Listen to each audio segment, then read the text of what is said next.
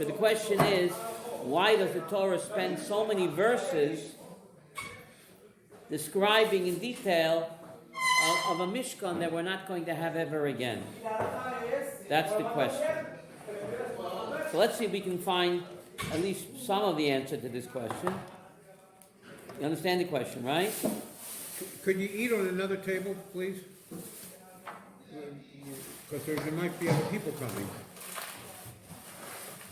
Thank you. Let's see if we might get the answer. Let's take a look. On page 255, Pasuk Aleph. There's a Mishkan Tase Ese Yediot. The Mishkan you shall make 10 curtains. The Gag, the roof of the Mishkan,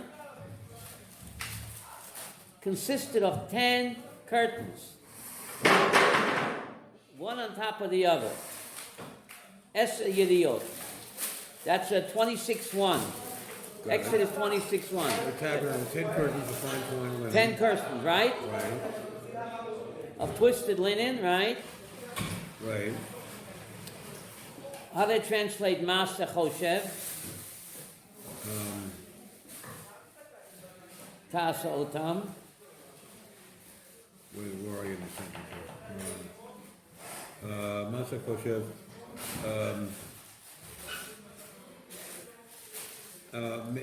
Skillful work shall you make. Skillful work. Skillful. Okay. Rashi said the skillful work was the kruvim. There were pictures of kruvim woven into the curtains. Yes, it says that. With kruvim of skillful work. Yeah. You shall make them. So let's have a picture of that. Here, look. Right. So it's the 10 covers, one on top of the other. Now that's the whole Mishkan. Right. Okay. So that's big. Here. Amazing. So why 10 curtains? So again, we ain't going to have a Mishkan again. Why tell me about it? So Kabbalistically, of course, the 10 curtains represent the Esser Sfirot. And the 10 curtains also represent what? The 10 Commandments. The Mishkan is a model of the universe. The Mishkan... And a lot of shuls today are made like models of that. Right. The Mishkan is a model of the universe.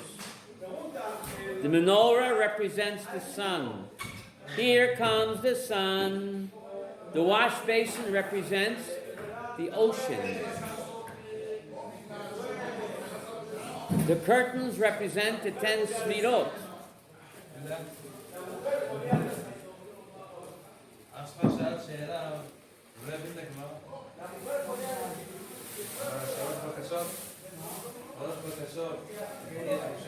So we learn about it because this keeps the universe going. This is a model of the universe. The Mishkan is a model of the universe. Pretty amazing.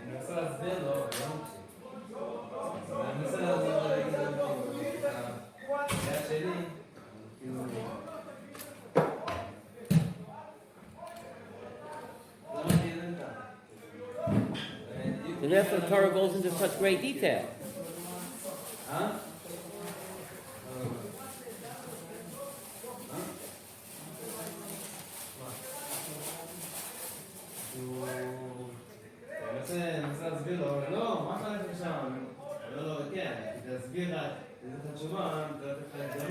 You have a strong connection between the Parsha and the Haftorah. The Haftorah is in the Book of Kings, where Shlomo builds where Shlomo Melech builds the Beis Hamikdash, right?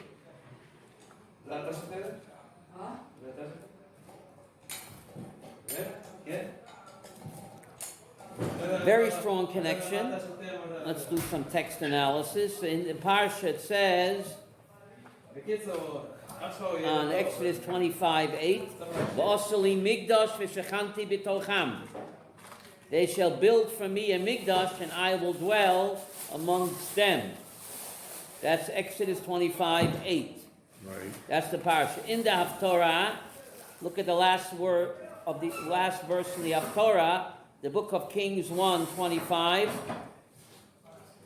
Kings 1, chapter 5. Actually, Kings 1, chapter 6, verse 13. V'shachanti b'toch b'nei Yisrael, v'lo ye'ezov et ami Yisrael. See the connection? I will dwell among the people of Israel, will not forsake my people Israel. Isn't that very similar to what the Torah says in the Yeah. Exodus? Yeah. V'oseli migdash v'shachanti b'tocham. And he tells Solomon, v'shachanti b'toch b'nei Yisrael, v'lo ye'ezov et ami Yisrael. So you see a strong link between the Migdash and the Mishkan, and the Haftorah and the Parsha. Now, well, look what Hashem tells him in Kings 1:6, verse 12.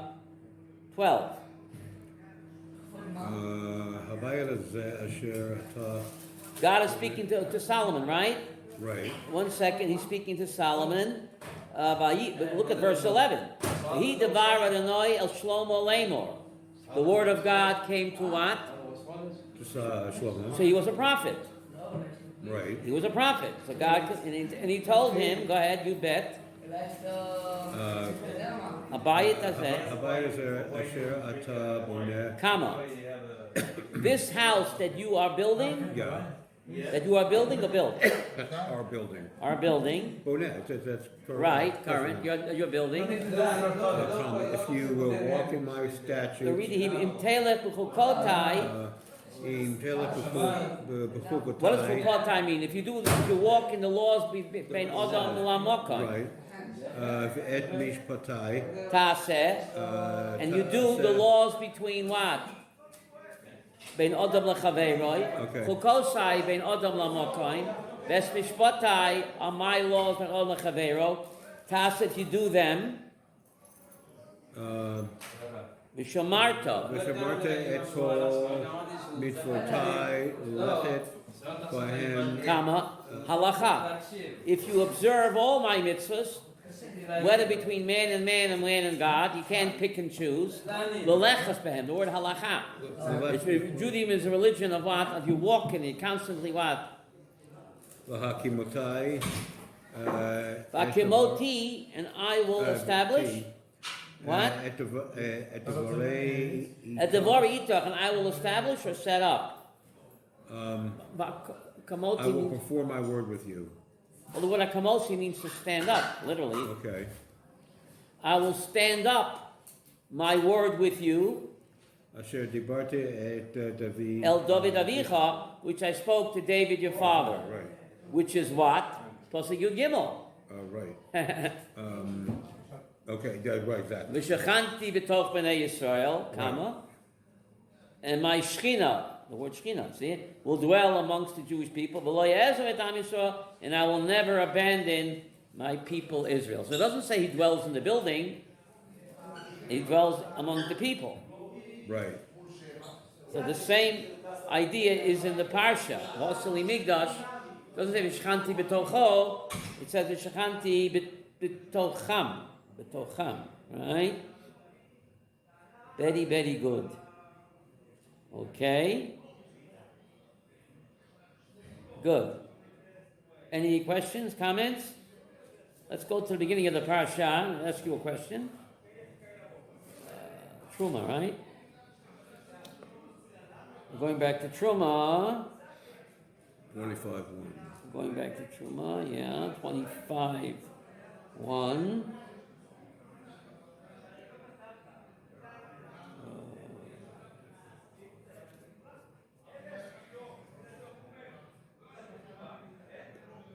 Pasuk Chet, that famous verse. V'oseli migdash v'shachanti b'tocham. They shall make for me a sanctuary, and I will dwell amongst them. Rashi's bothered by the word li. What do you mean, make for me? Who else are you making it for? You what's bothering Rashi, guy? Yaakov, my friend? Right. So what does Rashi comment? V'asuli mikdash. They shall make in my name a house of sanctity. That's what Rashi says. Osu l'shmi beit kiddusha. Yeah. They shall make for my name beit kiddusha. Because Rashi's bothered, everything belongs to him.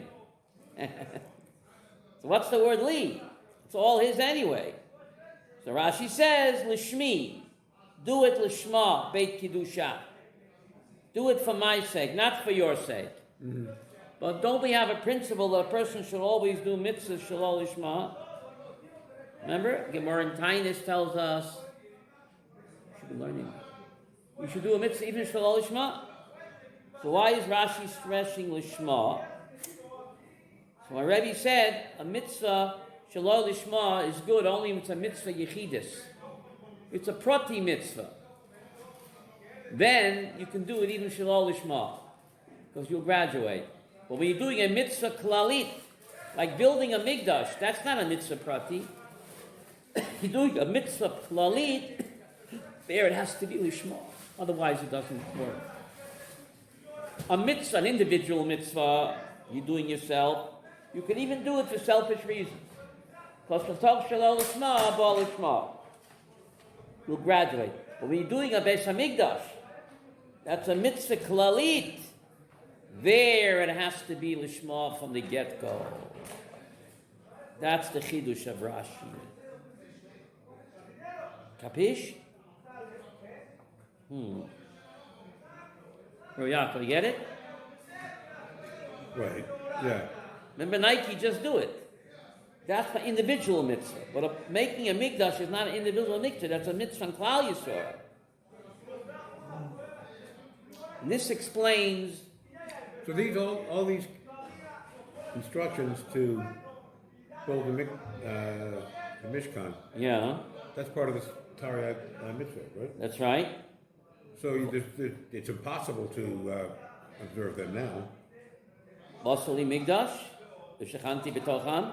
Well, according to Yecheskel, every time you build a shul, it's a Migdash Miyat.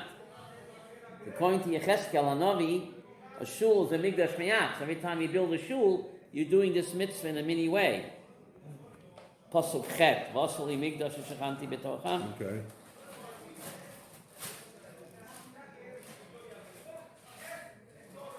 Because every shul is a Migdash Miyat. It's a mini Migdash, according to Yecheskel. Yeah.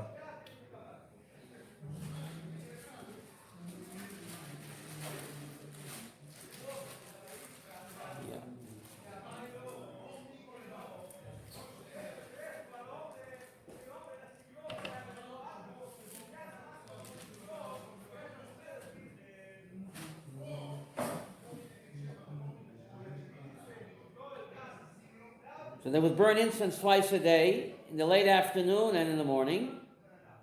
Yeah.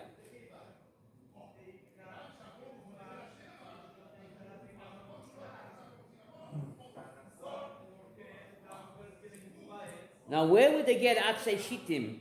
In Exodus 25, 25:5. You want to read 25:5?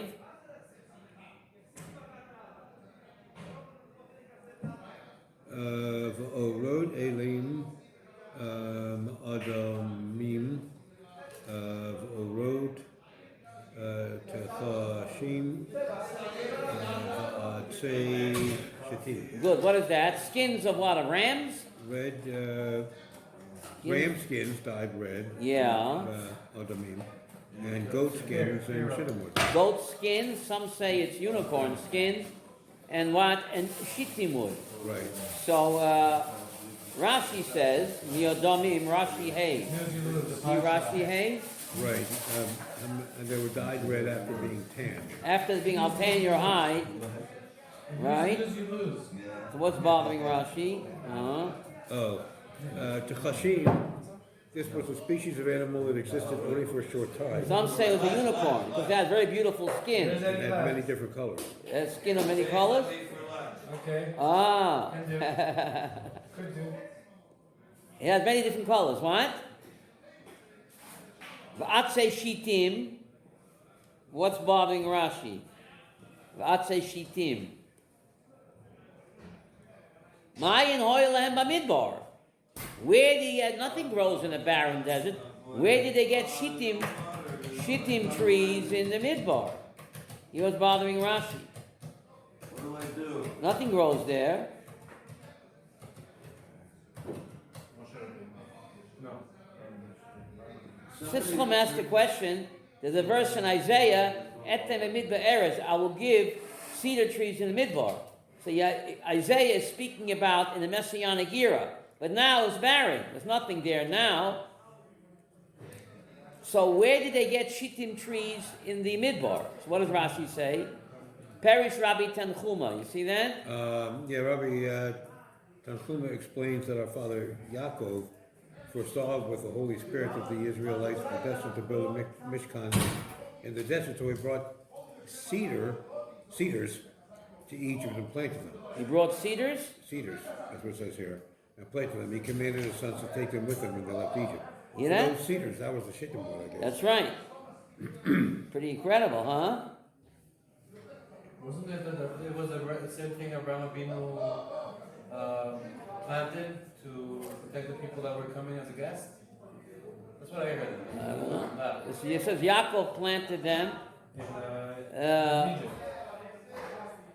Yaakov took along cedars with him to Egypt, and he planted them, and he told his kids, when you leave, take the cedars with you. Now Rashi says it here, but he repeats it. The question is, why does he have to repeat it? Yaakov, my question is, he said it here, right? Mm-hmm. So why does he have to repeat the same thing in Exodus 26:15? Please read the text. Exodus 26:15. 26. 15. Getting there. Yeah.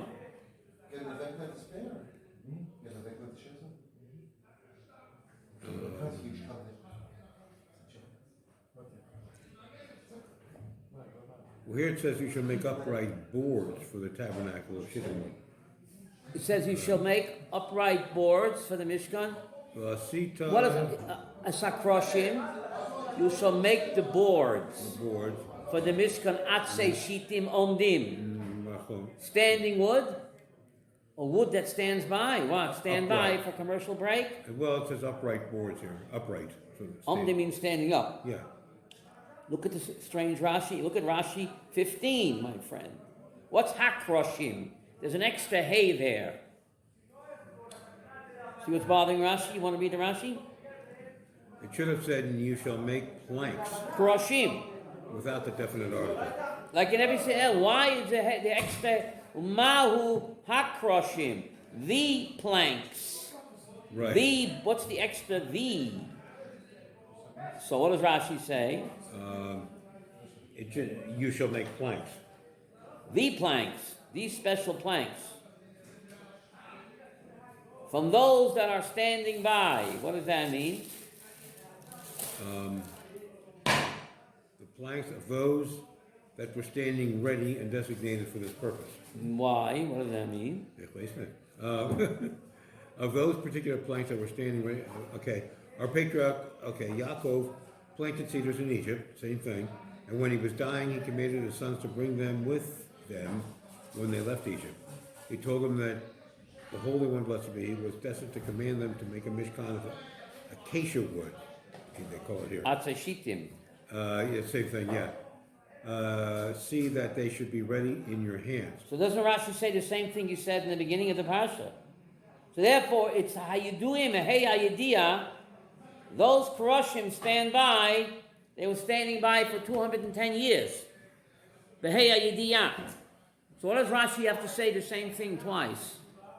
That's my question, and I don't have an answer for that. You hear my question? I don't know the answer for that. Why does he need twice to say the same thing? He already made that comment on 25, Right. verse 5. He seems to rebate and repeat the same thing. Maybe you have an answer? Or? It is, You see, the comment is almost identical, no? Well, his comment about, Rashi's comment about Yaakov and Yeah, stand by. right, right, But right. what does he have to say the same thing twice for?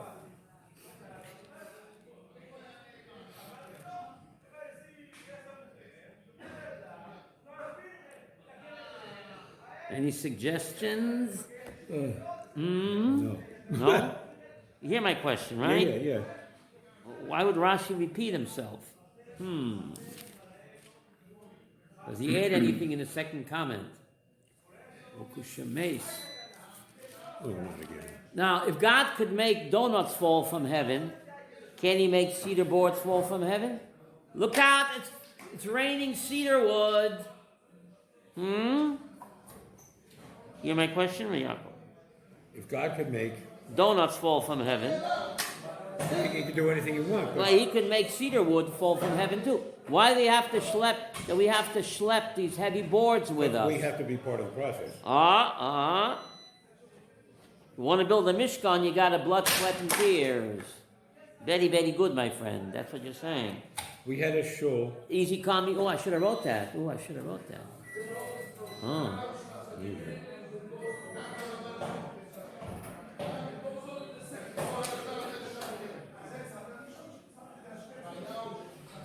According to the pain is the gain.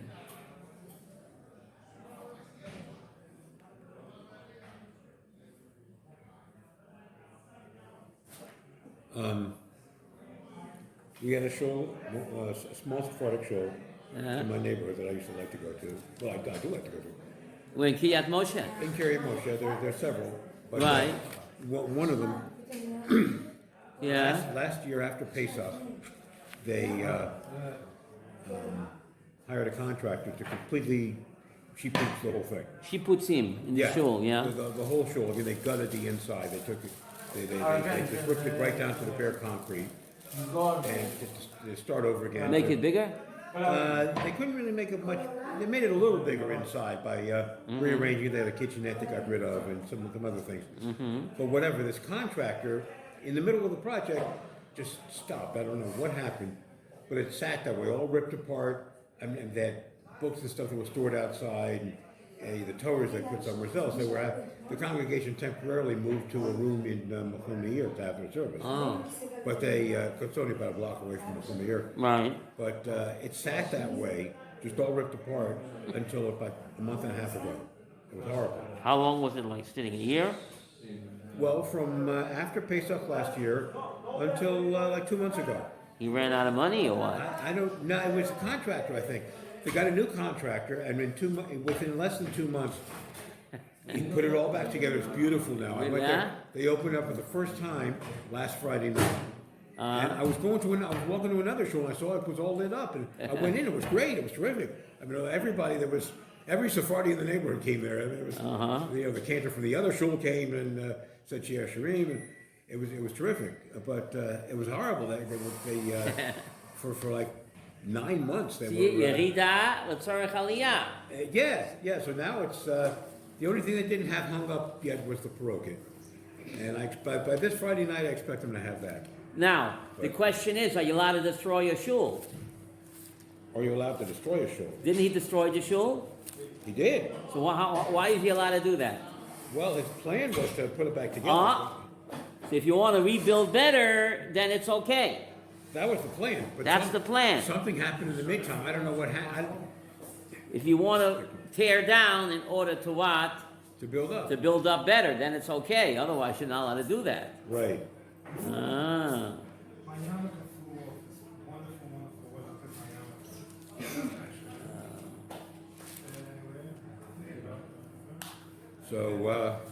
So my dear friend, Rabbi Yaakov, you hit it.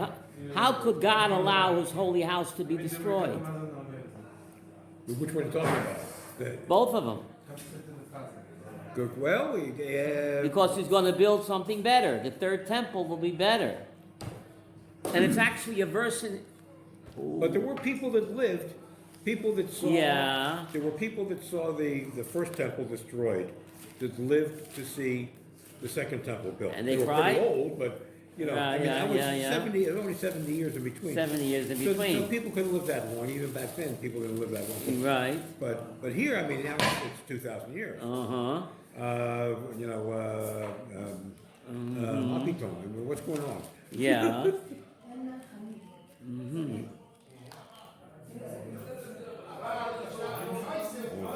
One, two. Yeah.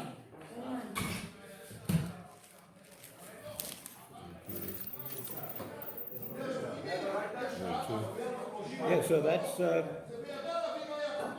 you know, and then with all the stuff that's happened in between with the, Yeah. with the Crusades and the pogroms and the Uh-huh. Holocaust and all that.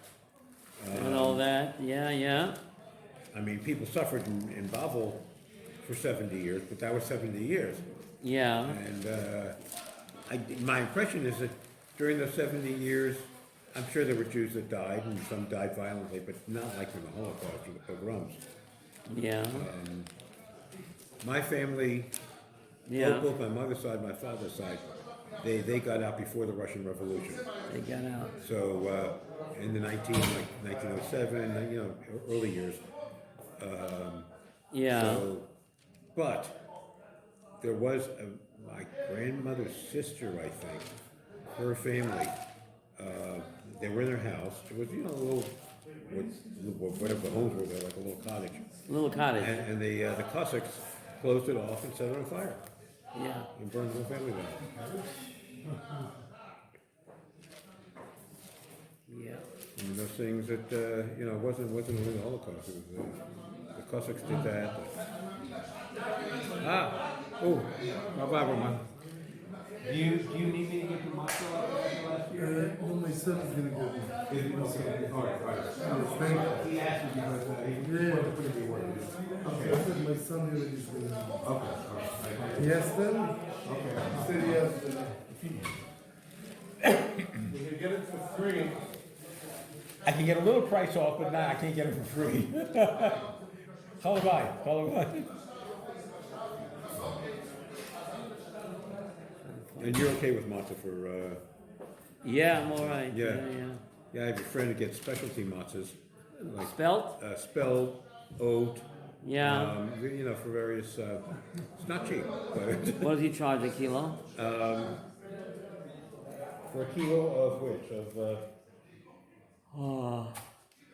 The spelt, Yeah. let's see, a half kilo is 115 shekels. It's a half kilo, 115. Yeah. Now that's handmade. Right.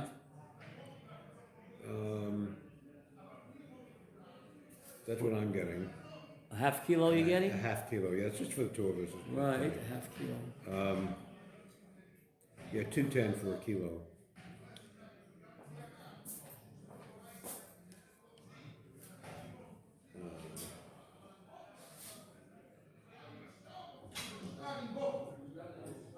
He also has whole organic spelt shmora matzah from the Lakewood Matzah Company.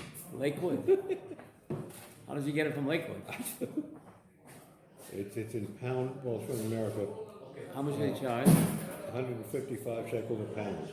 A pound. A pound. So that's about a half a kilo, a little less than half a kilo. So 300 shekels for a kilo. Yeah, 300 yeah, shekels. it's pricey. But for us, the spelt is better. It's easier to Spelt is digest. better, and it's easier to digest. It's better for, we got it last year, it was pretty good. You know, it's a big round for the. Right, the big, not the Ashkenazi, not the Sephardi. It's a hard, yeah. It's Hard, it's not the soft. No. The soft matzah I can get at Osherad. They're much cheaper. They have it, and it's like 50 shekels. It's 50 frozen. shekels. It's frozen. You gotta put it in the oven. Yeah. So you put it in the oven, but then you have to eat it right away because it gets Soggy? like chewy. It gets really It's chewy, chewy. if you don't eat it right away. Uh, I mean, you can lay it on a block or something and heat warm it up. Right. If you're doing it during the Seder. it's sold frozen, right? They sell it frozen, so you can keep it frozen as long as you want. Yeah. I didn't get any of that this past year, but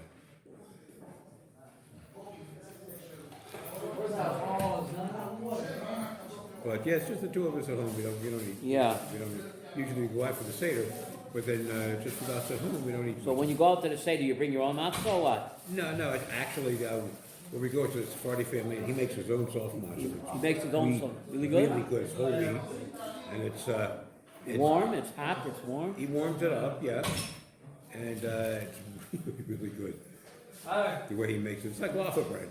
Like last Yeah, you feel guilty eating it. It's like, what am I doing? You know, it's really good. You know? That's the real matzah You though. want to put some butter and jelly on it, you know? That's the real matzah. That's the real stuff, yeah. Because with the matzah we have, you can't make a sandwich. No, this stuff you Crumble. can. This stuff you can wrap it. You can make a wrap. You can roll it up. That's you can- Hillel invented that Yeah, 2,000 yeah. years ago. Yeah, oh, it's That's great. a wrap. The problem is I eat too much of it, so I'm like, give me another piece. You know? Right. The end of the world. But he always has regular matzah there too for people who want it. Because he has a big house. This is the family with 15 kids. Wow.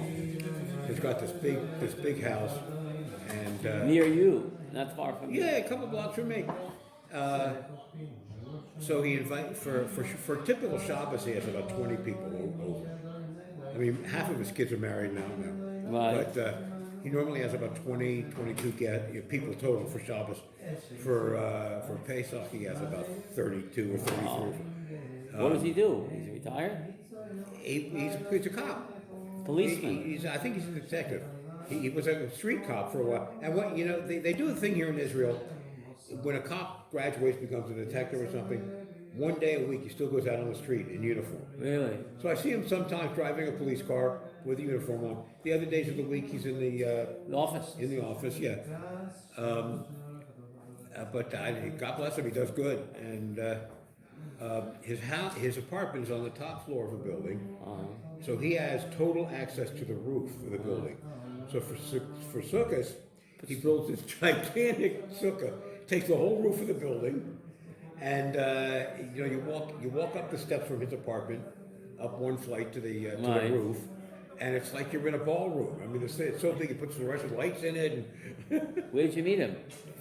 it's in the neighborhood. He comes to my shul sometimes. You met him in your shul. Yeah, and one day he saw me. He saw me there a few times, and he invited me to Shabbos once, and then we became friends. And He met the understands whole English? family.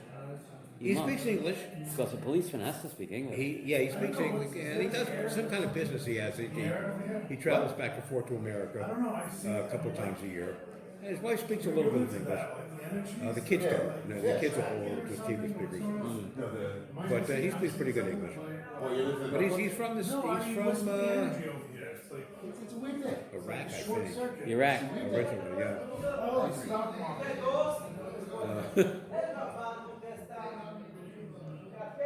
His name is Nisim. Nisim. He's it's an interesting, fascinating family. You go there, you better be hungry when you go there for Shabbos. And when he invites you, it's like you come for all the meals. You come Friday night, you come for Shabbos morning, you come for Sudah Shlishi. And he has a Torah, so he can do mincha. In He has his a little, house. he has a little Torah. Little Torah in his house. So he can do mincha after Shabbos Wow. lunch. Wow. Very interesting. Yeah, oh yeah, it's a great family. We might go there So you were there last year for Pesach? for last couple of years we went to You were space. there for Pesach, man. I better call him soon if you want to. It He must said, be, he said anytime you want, standing invitation, just call him to let him know we're You coming. come. So you must go late. The Seder must go very late. The Seder Oh must gosh, 2:30 in the morning. Till they serve the meal, So they right? serve it because everybody has to read something. Everybody's And if reading. you got like 30 or 32 people there, Right. and you go all the way around, well, that's including babies. So there might be like 25 adults. Right. And every year there's more babies than all over the place.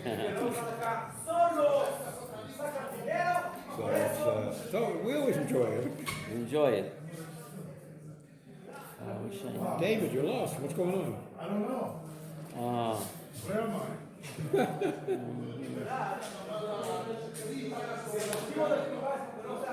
12:15. Do you have any questions, comments? Well, this is like, it's funny, Mishpatim, Yeah. it's like reading a law book, just, Right. it's all the rules and regulations. when I was working, I had that same kind of thing in the radio station. Right. We had to know the rules and regulations of the Federal Communications Commission. Right. Backwards and forwards. Just Yeah. saying, you're reading the laws. Reading laws, right. You kind of gloss over after a while. This to me is very interesting because it's all architectural stuff and Right. engineering and how you put the stuff together. Yeah. And like I said, I keep thinking about that model I showed you in Lancaster. Right. Which was just fascinating. So this you got to see the Mishkan here. Yeah, I'm gonna go there. Temple Today's a Institute. bad day because of the rain, but maybe They're open every day. I wonder Yeah. if they're open on Monday because it might be election day. I don't know. on election day. I don't know. But Chava's here anyway. She's 3-minute walk from her school, Yeah, she gets done at 1:30 over there. and I think they're open till 4:30. I think. Yeah. So I could do that one day. To Yeah. finish here, go get a cup of coffee or something, and meet her. That would be a great idea. Yeah. Gee, the Rebbitzin should take the girls down there. I'm Should take them surprised that all, she yeah. doesn't take. Is There's it a, free? You gotta pay for you it? got to pay. Okay. You got to pay. If seniors get, I don't know if seniors get a discount, but it's sure worth the price of admission. I'll tell you that. Yeah. Sounds great. There's a tour in English and also in Hebrew. So you decide. You have the big day kahuna. The question is, this is a 4-corner garment. The me'il. How come there's no tzitzis here? But there's no. Yeah, there's another picture. Maybe it's in a different book Yeah. of the king and the Kohen Gadol Yeah. together, and the king is wearing tzitzit. Yeah. They're very short. But That's they're right. tzitzit, but the Kohen Gadol is not. So that's It's the a- question. The Minchas Chinuch asks this question. The me'il, one of the 8 garments that he wore, Right. was 4 corners. How come there ain't no tzitzis? Wait a minute. This is for the Kohen Gadol. Yeah, it's called a kapancho, the me'il. It's 4 corners, you see? Yeah. Right. So how come ain't got no tzitzis? So he answers that Minat Torah, tzitzis has to be on your clothing that belongs to you. The Torah says about This tzitzis. belongs to to the. Klal Yisrael. You're right. This didn't belong to the individual Kohen. So therefore it didn't need tzitzis, Minat Torah. Right. The Torah says, on your garments you should make tzitzis. This wasn't his. He only used it. It belonged to the public. So Well, therefore, it didn't okay. need tzitzis. Get it? There's an issue about a shul talis. Go ahead. Shuls where you go in, Right. and they have a rack full of talisim. Go ahead. And yarmulkes and Right. for people that don't have any. Of course, they have tzitzit, Because the rabbis say, even though it ain't yours, you should wear it.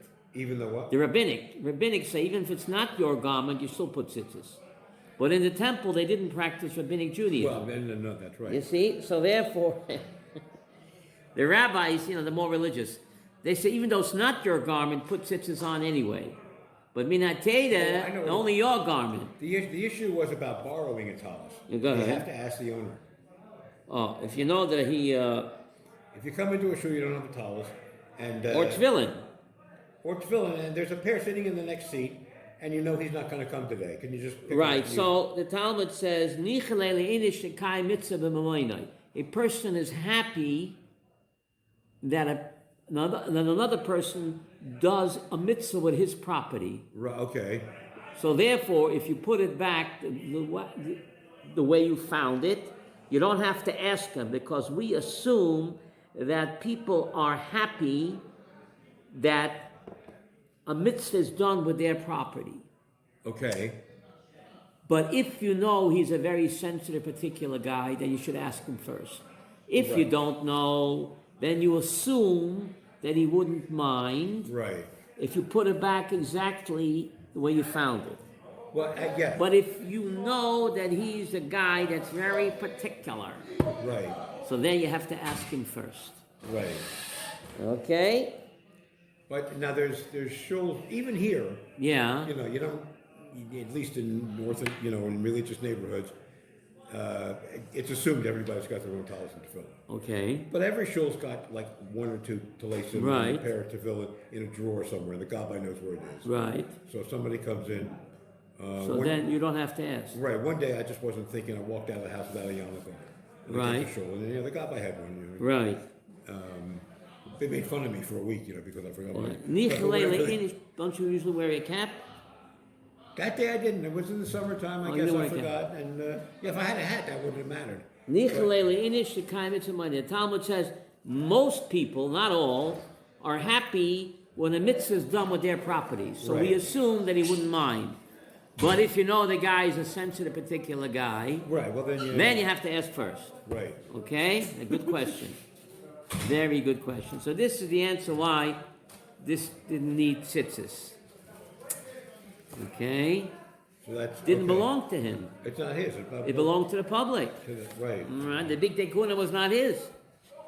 Here, the wash basin was made out of solid copper. Well, here's another question then. Yeah. With the talis. I'm wearing a talit katan. Right. I don't really need a talit gadol, do I? Right, you don't. But the minhag is to wear it, even though That's the you, minhag, of the course. minhag is right. But Because you're supposed to wrap yourself, like block everybody out. It's just you and God. So the talus is like you're making a tent around yourself. well, that's like the where me and you and me. The brachia say after you put the talis on, You wrap yourself, right. And that's what you're saying. So that's the idea, where you're wrapped with the boss. Right. And nobody else exists, it's just you and me and you, right? Right. So that's the idea. Right. Of a talit. Yeah.